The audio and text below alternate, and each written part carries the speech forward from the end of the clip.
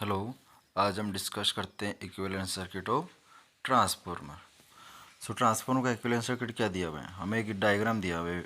उसमें ट्रांसफार्मर है, ट्रांसफार्मर के दो साइड, एक प्राइमरी साइड और एक सेकेंडरी साइड। प्राइमरी साइड के नंबर ऑफ टर्न्स है N1 और सेकेंडरी के N2। अब इसमें प्राइमरी में R1 है, वो रेजिस्टेंस है प्राइमरी वाइंडिंग का। X1 है, रिएक्टेंस है। XC है, नो लोड करंट है। XC है वो कोर लॉस करंट है। XM है कोर लॉस मैग्नेटाइजिंग करंट है। RC है वो कोर लॉस रिएक्टेंस है। XM है magnetising reactance. X2 resistance of secondary winding और R2 है resistance of secondary winding. X2 है leakage reactance of secondary winding. X1 है, अब R1 प्लस जे X1 बराबर impedance of primary winding. Z2 है R2 plus J X2 यानी impedance of secondary winding. So next, अब concept of leakage reactance का क्या क्या कॉन्सेप्ट दिया है। Part of the total place of a winding that links only with the winding use itself and body part of time transformer such as tank wall हो गया, core clamp it is called leakage flux दिया हुआ है। And दो leakage flux है, five primary का φ1 and secondary का φ2 are leakage for associate with primary and secondary winding respectively. Part of total flux linkage both winding on high voltage and low voltage side is called mutual flux। यानी जो winding दी हुई है उसमें high voltage और low voltage के बीच में जो flux दिया हुआ है उसे क्या बोलते हैं, mutual flux. Since that varying leakage flux links with the concrete winding itself by electromagnetic induction, it induces an EMF through self-induction in order to oppose the cause, that is the time varying current that concentrate leakage flux. An electrical element that exhibits this property of self induction is an inductor. This is why inductive is used to account for effect of leakage flux in the terms of inductive reactance in the induced circuit. So this is the next point, concept of leakage reactance का concept हो गया। next point क्या है, concept of shunt branch। The shunt resistance of the temp transformer equivalent circuit represent the loss taking place in the core, यानी core के अंदर losses कितने हो रहे हैं वो डिफाइन करना है। The shunt induce represent the magnetizing component, यानी हमें मैग्नेटाइजिंग कंपोनेंट है, नो लोड करंट है उसमें मैग्नेटाइजिंग कंपोनेंट और कोर लॉसेस कंपोनेंट है। दो कंपोनेंट दिए हुए हैं अलग अलग, उनमें कितना क्या लॉसेस हो रहे हैं।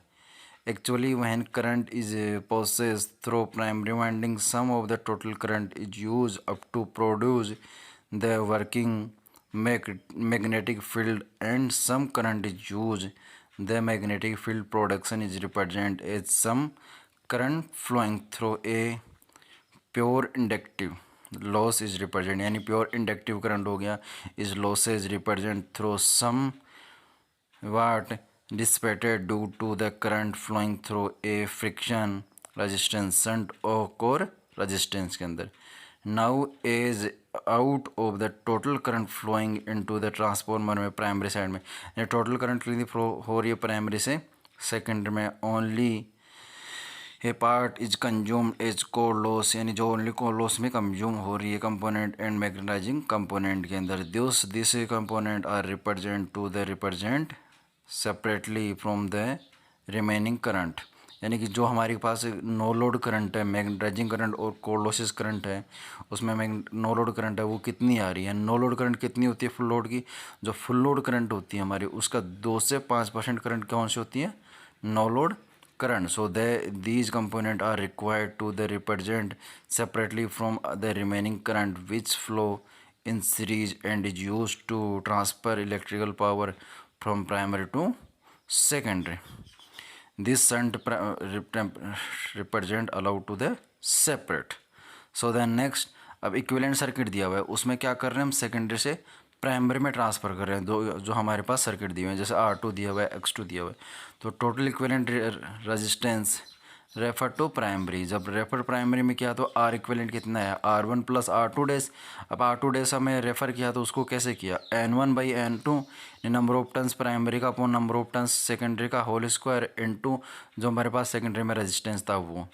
ऐसे क्या कर लिया हमने, total equivalent leakage reactance refer to primary, तो एक्स इक्विवेलेंट बराबर x1 प्लस x2 डेज, तो total equivalent impedance refer to primary X equivalent बराबर XE1 plus J RE1 plus J XE1। अब इक्विवेलेंट सर्किट वहन प्राइमरी कर सर्किट रेफर टू सेकेंडरी। अभी यहाँ पे क्या किया था, सेकेंडरी से प्राइमरी में, और जब प्राइमरी से सेकेंडरी में करेंगे तो क्या आएगा, total equivalent resistance refer to secondary, तो RE2 R इक्विवेलेंट बराबर R2 प्लस R1 डेस, R1 डेस बराबर, अब वहाँ पे क्या किया था N1 बाई N2, अब यहाँ पे क्या कर रहे हैं N2 बाई N1 का होल स्क्वायर इंटू R1, ऐसे क्या निकालेंगे हम लीकेज रिएक्टेंस XE2।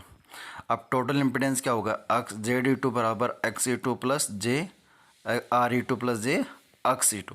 अब यहाँ पे क्या आ गया हमारे पास, लास्ट में इक्विवेलेंट रजिस्टर टोटल इम्पिडेंस आ गया, लेकिन इम्पिडेंस से पहले क्या दिया हुआ है हमारे पास, नो लोड करंट भी दिया हुआ है, सेकेंडरी से प्राइमरी में ट्रांसफ़र भी किया है।